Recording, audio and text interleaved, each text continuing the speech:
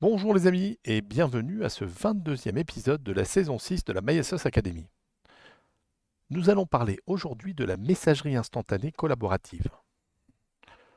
Alors comme d'habitude, je vais commencer par me connecter à mon club de démonstration, qui est un Lions Club fictif que je n'utilise qu'à des fins de formation. Je vais me rendre immédiatement tout au bout du menu, à droite, alors vous avez moins de choix que moi parce que je suis administrateur, là, et dans les deux bulles de discussion, et j'arrive par défaut dans ma dernière discussion. Alors, on va commencer tout simplement par vous rappeler le concept.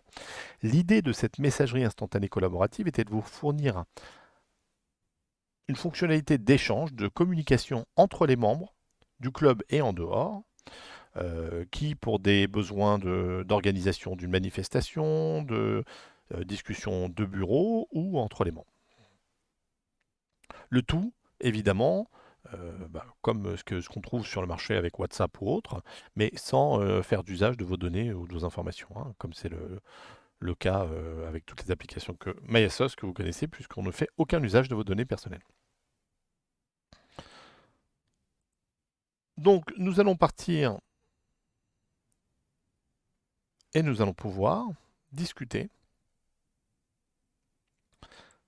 des cercles. Alors, les cercles, c'est tout simple. Quand on arrive sur cette messagerie, on arrive sur le dernier message auquel on a participé. Alors, vous voyez la dernière conversation, pardon. Donc, vous voyez les messages des différents amis, puis vos messages à vous, à droite. On peut saisir un nouveau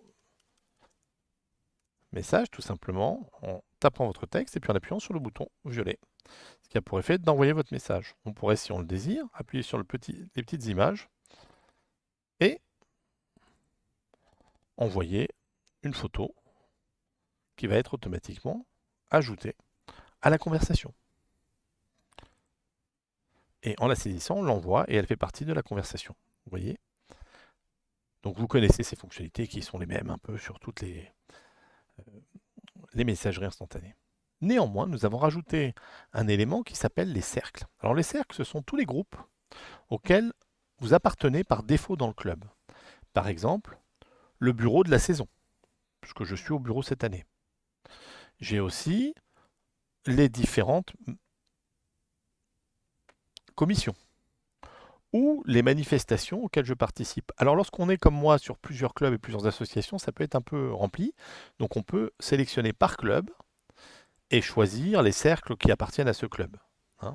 C'est plus simple. Donc vous voyez que dans mon club de démonstration, je suis au bureau de la saison.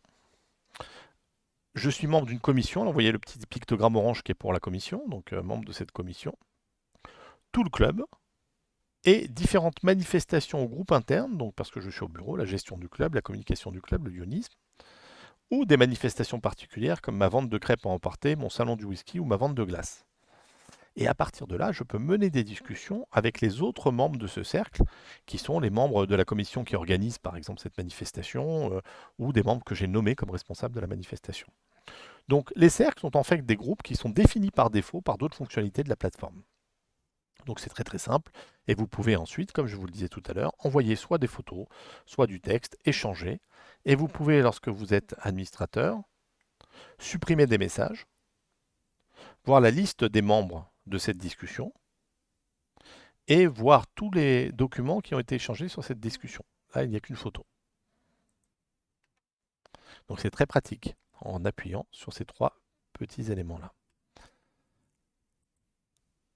Ensuite, nous allons parler du concept de discussion privée.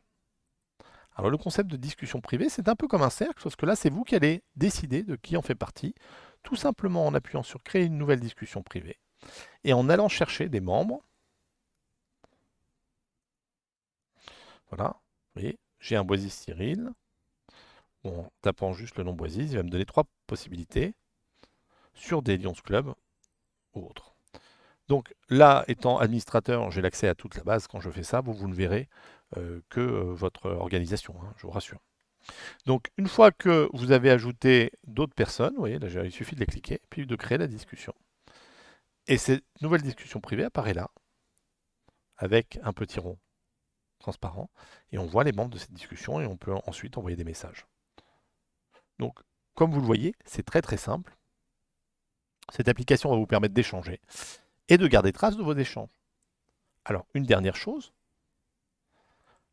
l'application est très utile lorsqu'on a installé l'application mobile, puisque les nouveaux messages sont annoncés par une notification mobile, donc vous les avez en temps réel, et comme ça, vous êtes au courant de chaque nouveau message, et vous pouvez répondre avec votre téléphone si vous avez installé l'application MyAsos. Donc voilà, j'espère que la messagerie instantanée collaborative sera très utile, en tous les cas on l'espère, et je vous dis à très bientôt pour un autre épisode de la MyAsos Academy.